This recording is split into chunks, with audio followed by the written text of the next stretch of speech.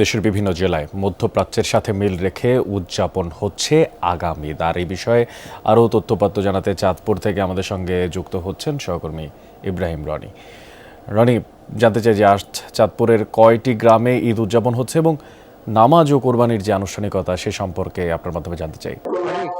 চাঁদপুরে গত ৯৮ বছর ধরে কিন্তু এই সাদরা দরবার শরীফের পীর মাওলানা ইসাদ এই এই সৌদি আরব সহ মধ্যপ্রাচ্যের দেশগুলোর সাথে মিল রেখে কিন্তু সরকারি যে ঈদ উদযাপন হয় তার একদিন আগে ঈদ উদযাপন করেন। জেলায় জেলায় ৪০টি গ্রামে ঈদ উদযাপন হচ্ছে আজকে ঈদ উল আজহা। ইতিমধ্যে আপনি দেখছেন যে এই চাঁদপুরের এই সাদরা দরবার শরীফের এই মাঠে কিন্তু কয়েকশো মুসল্লি কিন্তু ঈদের তাদের জন্য এখানে সমবেত হয়েছেন।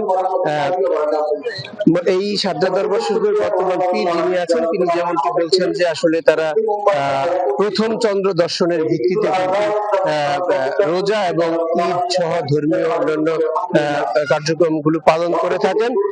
তো আমরা আসলে কথা বলছিলাম আমরা এখানকার আপনারা কেন ঈদ পালন করছেন একদিন আগে? পূর্বে যারা পালন করে আসছে এভাবে আসলে যেমনটি শুনছিলেন যে চাঁদপুরের সাদরা দরবার শরীফ সহ জেলার হাজীগঞ্জ, কচুয়া, মতলব সহ বিভিন্ন এলাকায় কিন্তু আজকে উদযাপন হচ্ছে।